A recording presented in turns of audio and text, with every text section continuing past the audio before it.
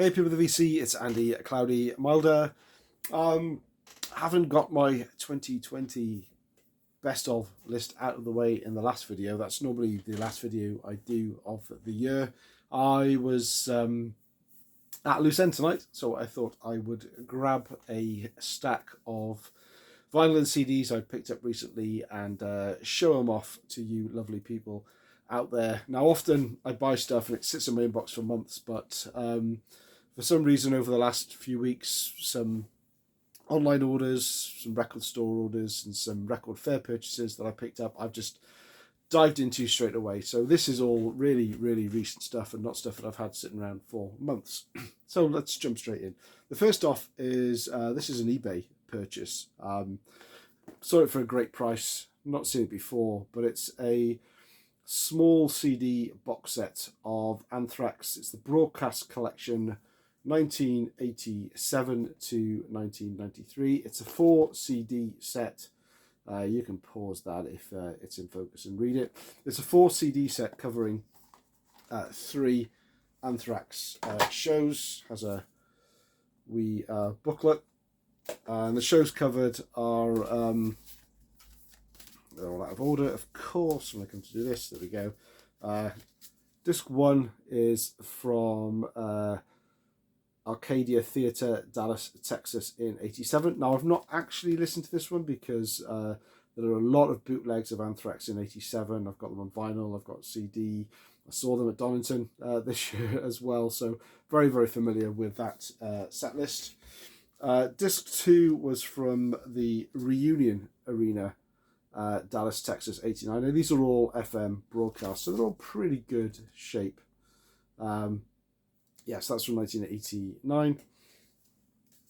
And then the last 2 discs are from the same show. And this was what attracted me to this box set. So this is the Wallace Civil Center in Fitchburg, Massachusetts, 1993.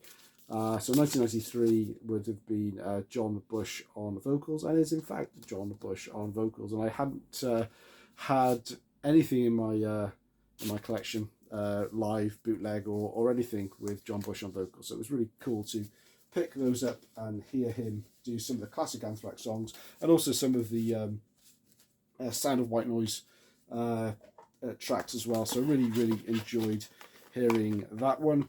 I think on that CD, one of them, it's got, there is actually Sound of White Noise in one of the tracks. I don't know if it's intended because it is actually white noise or whether it's a dropout in the recording, but other than that, I picked it up for a good price. I would recommend that for Anthrax fans out there.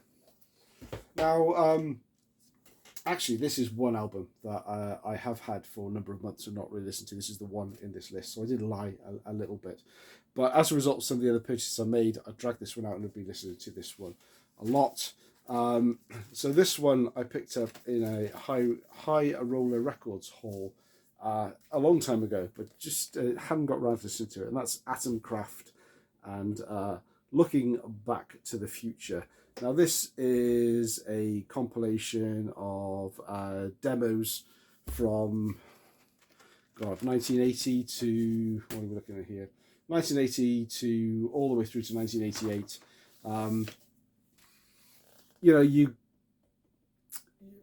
It's hit or miss with demos. Some of them are really good quality, some of them are not so good quality. But it was my introduction to Atomkraft. Now, Atomkraft were a band around the formed in '79, so they're around the new wave of British heavy metal.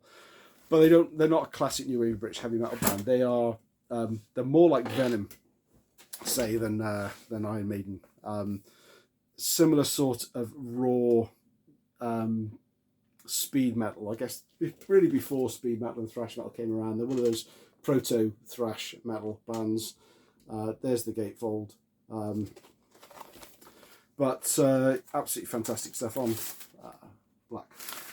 black wax. But it kind of whet my appetite. And at the time, I was still under the delusion that I couldn't have a reissue, an 80s reissue. I had to have the originals. But this album kind of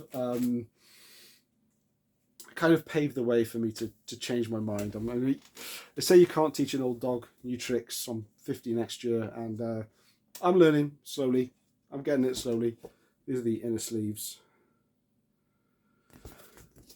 Yeah, so this one of the discs is the Atomized demo album from '88 with 5 tracks. The Conductors of Noise demos, which is their second album, I believe, and demos from 1980. And the other disc had numerous demos from 1980 all the way through to 1993. I hadn't realised they were still going at that point in time. But yeah, definitely a nice album to have in the collection. And inner pictures of the band, I'm guessing as they are now, I presume they're still going. I don't know too much about them. And the write-up, which I have to confess I've not read yet. So I'm not going to say it's a good write-up, but I imagine it will be, and it will be very interesting to read through. I just haven't got around to it yet. But as I say, that was a catalyst for a couple of the other purchases I made. In December, thanks to Rene Holsper Metal, he was talking about purchases he made from EMP. Now, EMP is a music and merch distributor based in Europe. I have ordered from them before, but bearing in mind, I think they're based in Holland or Germany. The postage has always been a little bit of a factor. So if I've wanted to buy from them before, I've had to buy more than I wanted to justify the postage value. But they've come up with something called the EMP Backstage Club, and for about 10 quid, it's normally 10 quid. You can have free postage for a year. So as long as you make, I make 2 or 3 purchases a year, then I get that back in the free postage costs alone. But when I signed up for it, it was half price. So for 5 quid, I can order anything from EMP for a whole year and not have to pay any postage at all, which is, for me, an absolutely fantastic deal that I could not let go. And one of the first albums I bought from them was Atomkraft's Future Warriors, their first album. The significance of this album being it is a black on black reissue, and I don't have the original, and it's an 80s album, and I am perfectly at ease with myself now. I'll put a link to a video where I talked about, and it's actually one of my most watched videos, bizarrely enough, about having a irrational issue with vinyl reissues and not being able to own a reissue without owning the original 80s, only for 80s albums, by the way. But yeah, but Black in Black, they do a great job on reissues. They're no High Roller or Metal Blade. You don't get the posters, you don't get the polyline sleeves. What you do get is a great sounding album. Everything seems to come out on gatefold, whether it was on a gatefold or not. What I think to notice is the gatefold tends to, I don't know about this album, but on others I've seen, this maybe would have been what the inner sleeve had looked like on the original sort of single sleeve album. But look at that picture. I love this picture because this guy here, he looks a wee bit cold. It looks a bit cold, but this guy doesn't look cold at all. He's got a nice padded sort of leather vest on as well, keep him nice and warm. But these guys, yeah, very much in the mold of Venom, but not as raw as Venom. They certainly, this album is a little bit more new wave of British heavy metal-y sounding, and the vocals are raw but clearer than Venom. But the songs on here: Future Warriors, Pour the Metal In,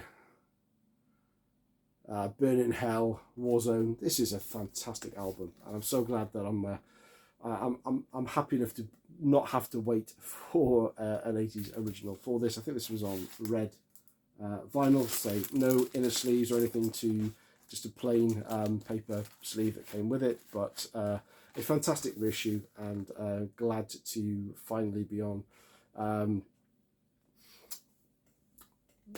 finally having some Atomkraft in the collection, and being able to speak to this band and enjoy them for what they are. Also with that order, another reissue, again, Black on Black, Artillery, Fear of Tomorrow. I only previously had one Artillery album, and I've been waiting and waiting because that was an OG. Again, why am I waiting? Those OGs are getting more and more expensive, and you can't guarantee the quality that you get with OGs now. They're all 30 plus years old. This is on gatefold, and this one is on a beautiful white vinyl, black on black. Sounds fantastic. Artillery, I shouldn't need to say too much to you about these guys. I'm the guy playing catch up because I've been foolishly holding out for an OG for so long. But Fear of Tomorrow, fantastic album. Every metalhead should have that one. Another EMP. This came in December as well. Diamond Head, Death and Progress. Been on a bit of a Diamond Head kick recently since I picked up the 40th anniversary reissue of Lightning to the Nations 2020. Again, another video of that recently. This is their 1993 release. Still has Sean Harris on vocals, but this is not the Diamond Head that you would know from early doors like Lightning to the Nations, Borrowed Time, that kind of year, or even Canterbury. This is a bit more sort of commercial hard rock, should we say. I just noticed Dave Mustaine is on this, Tony Iommi is on it, which is interesting. I did not know that. Here's your gatefold with lyrics and a picture of the band. But most of these songs were new to me because you don't tend to find these songs on the best of, and they don't tend to play these ones live either at the moment. It's very much, I say it's very much of its time, but it's a little bit experimental, I guess, as far as the band's concerned. Far more commercial than anything else that they've done before. But Home is not a bad song. Calling Your Name, Trucking. It's a good album. I'm glad I've got it. I'm glad I've got to know it. But it's certainly very different from other Diamond Head albums you may know. Now, moving on to a few days before Christmas, actually. There's a small out-of-town shopping centre near where I live called Ocean Terminal. Every 3 months, they call it a record fair, but really it's a couple of vendors who do like a mobile record store. They go around various venues in Scotland, and every 3 months they turn up in Edinburgh, and I always go down and have a look. And but it's been notable over the last year or two, the number of second-hand vinyl records that they have is just going down. They have a lot more bootlegs and a lot more new vinyl on offer. The prices are, you're not going to get a bargain there. They know what they're doing.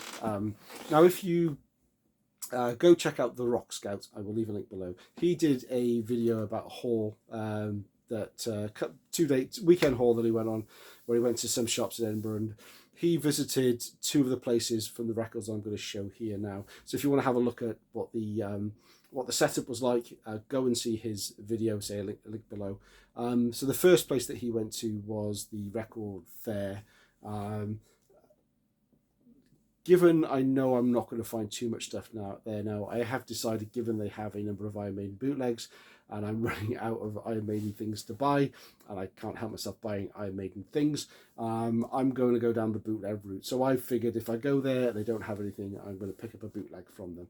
So the first one I went for was Iron Maiden, The Fugitive. Now, I'm a little bit probably naive and not very up to speed on Iron Maiden bootlegs, and this was the cheapest one they had, so I thought I'd buy it and use that as the carrot, so to speak, to get me interested and go back for more. This isn't actually a single show. I was kind of hoping it'd be a single show, but I didn't really read the small print too much. It is Iron Maiden around 1992 to 93. It's an Asian pressing.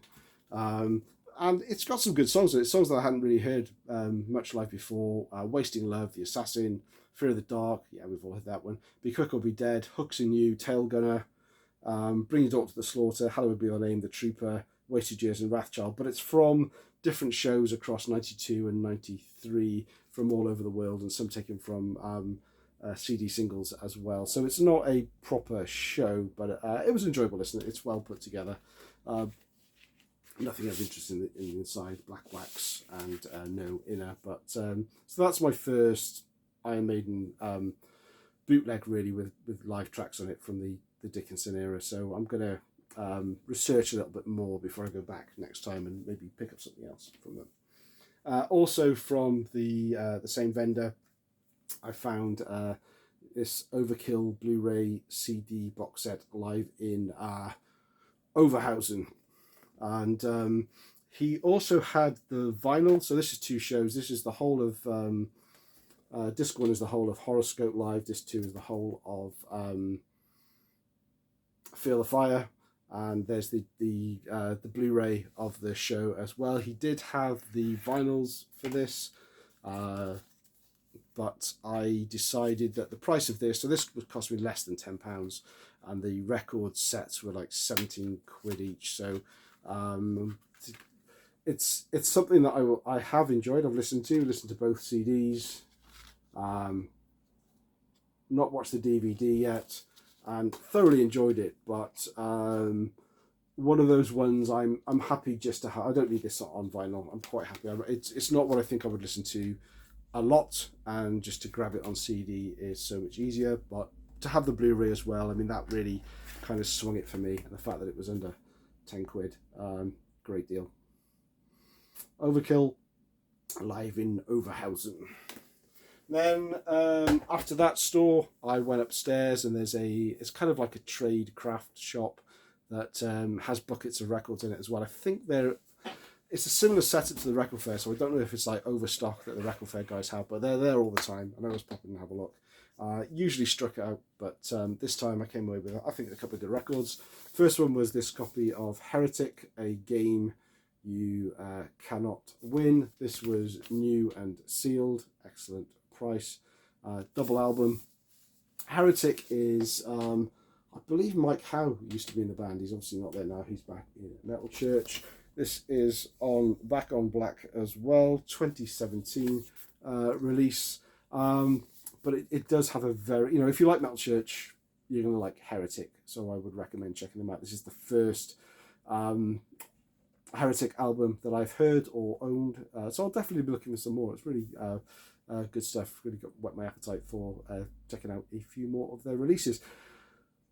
As usual, if you know Heretic, do let me know in the comments where I should go next. I have no idea how long they've been going for, whether they were an 80s band as well. I seem to recall hearing the name around, but I'm a little bit uneducated when it comes to Heretic. But very, very happy to find this. And probably the gem that I found, which had it not been for the hype sticker, I may well have flicked past. But that's this copy of Heart Attack. And the album is Human Hell, but it was the hype sticker there that sucked me in, featuring members of Nuclear Assault, produced by Glenn Evans. Glenn Evans, obviously, of Nuclear Assault, and also playing on this album is where are they gone?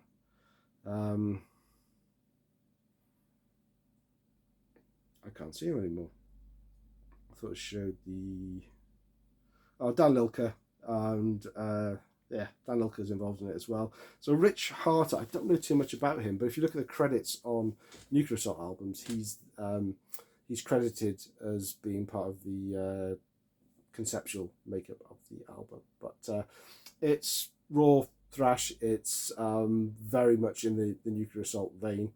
Never heard them before. It was a blind buy, but as I say, the hype sticker sucked me in, and was very pleased to find this and get it. Great price again as well. The obligatory thrash metal collage and lyrics in brilliant condition. Absolutely fantastic. I think this was about £7 or £8 actually, which was kind of surprising for. I was surprised to see this actually in the place is called the Leith Collective. I always get the impression that some of the overstock is in there, and they not such good albums, but maybe not such a good album for somebody else, but fantastic album for me.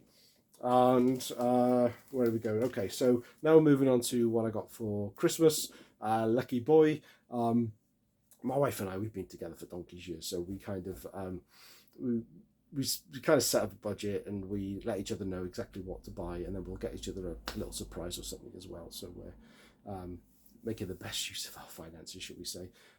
So she got me a bit of an EMP haul, a couple of Amazon things as well. I'm going to gloss over the first couple because I know 99% of you aren't going to be interested at all, but I added a couple more wedding present albums to the collection. So I got the Mark Riley Sessions Volume 3, and apparently this was an RSD 2015. I had no idea, but this is the wedding present unplugged. They're all kind of, this is more of a live album. These sessions are more sort of live in the studio, but that takes me up to about 60 wedding present releases. So not something I show often on this channel, but who knows, maybe next year I'll branch out and show you some of the other things I listen to, and not just all about metal, even though I've kind of specialised that with the channel. But the metal, let's move on to that. I've got a few albums as well in the metal variety. Gamma Bomb, Speed Between the Lines. Gamma Bomb are a band I would say I love, but for some reason when this album came out in 2018, I don't know if it's the cover, but something about it, and I just thought I'll get round to getting it eventually when the price goes down, and the price never came down. It hasn't come down.